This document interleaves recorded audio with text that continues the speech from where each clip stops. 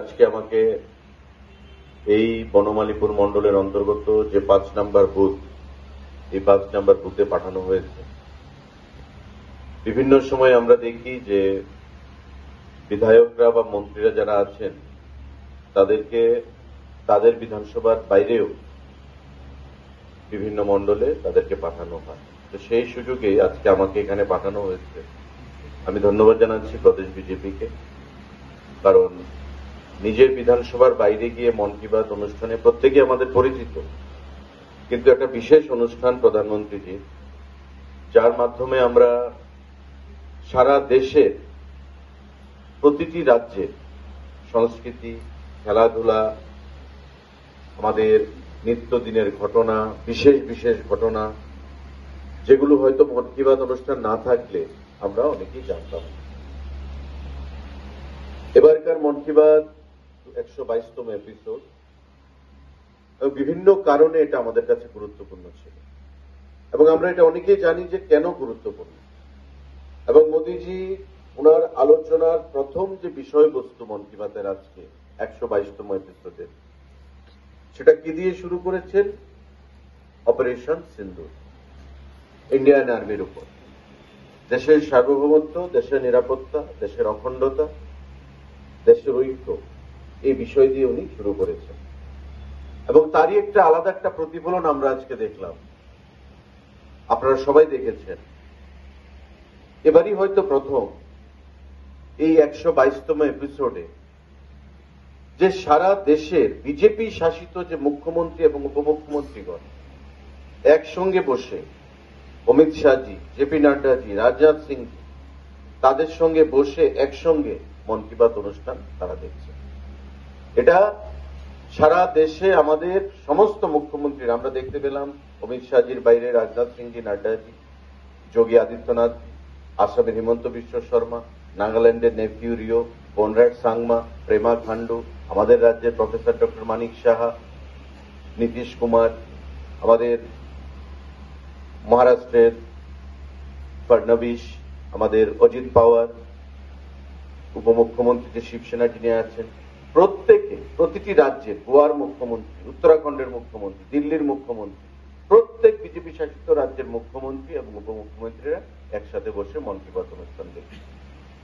এতে করে জাতীয়তাবোধ যেমন আমাদের মধ্যে তৈরি হয়, পাশাপাশি নিজেদের মধ্যে বোঝাপড়া, নিজেদের মধ্যে আন্ডারস্ট্যান্ডিং, নিজেদের মধ্যে, আমাদের দলের মধ্যে, দলের বাইরে যে আমাদের ভ্রাতৃত্বপূর্ণ সম্পর্ক, সেই জিনিসটাই আমাদের মধ্যে প্রতিষ্ঠিত করার একটা প্রয়াস মোদিজির মন কি বাতের আজকের এই 22তম এপিসোডে গ্রহণ করা হয়েছে। বন্ধুরা, এবারকার মন কি বাত মোদিজি যেটা বলেছেন যে অপারেশন সিন্দুর, এই অপারেশন সিন্দুর নিয়ে এমন কোন দেশবাসী নেই যার মধ্যে উদ্দীপনা ছিল না বা যার মধ্যে দেশাত্মবোধ জাগ্রত হয়নি।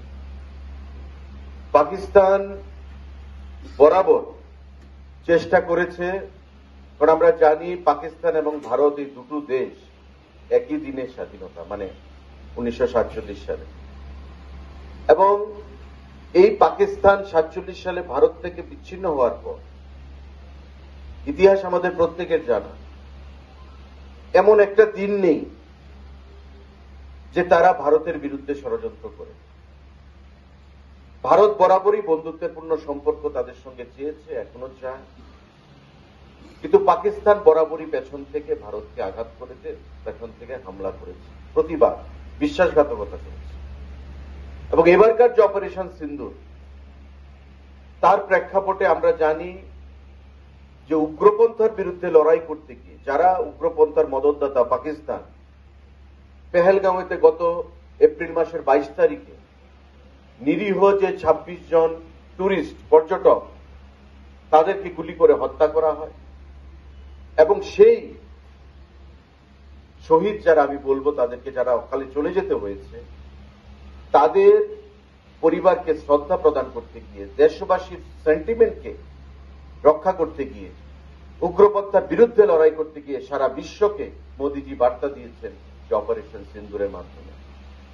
আমরা দেখেছি পাকিস্তানের যে ক্ষয়ক্ষতির পরিমাণ, এবং পরিশেষে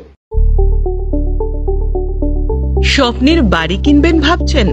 দেরি না করে চলে আসুন আরবি কনস্ট্রাকশনে। অত্যাধুনিক সুযোগ সুবিধে সহ আপনার সাধ্যের মধ্যে ফ্ল্যাট পাবেন আমাদের এখানে। রয়েছে ব্যাংক লোনের সুবিধাও। আগরতলার সার্কিট হাউস, দুর্গা চৌমুহনী, প্রগতি রোড ও কলেজ টিলার মূল সড়কের পাশে। কলকাতার নাগের বাজার, কৈখালি, মালিবাগানে রয়েছে আমাদের ফ্ল্যাট। প্রতিটি ফ্ল্যাটে রয়েছে পার্কিং ও লিফটের সুবিধে, পরিশোধিত পানীয় জল, জেনারেটর সহ আলাদা ট্রান্সফরমার। তাছাড়াও নিরাপত্তার জন্য থাকছে দিবারাত্রি সিকিউরিটি গার্ড, রয়েছে সিসি ক্যামেরার নজরদারিও। তাহলে দেরি না করে আজই যোগাযোগ করুন আরবি কনস্ট্রাকশনে। আমাদের ঠিকানা আরবি construction, Jhuma Chakraborty, circuit house, পুরনো রাজভবনের পিছনে। যোগাযোগ 8787495180 এবং 9436123139 এই নাম্বারে। জুড়ে থাকে বাঁধন আপনার চেয়েও আপন,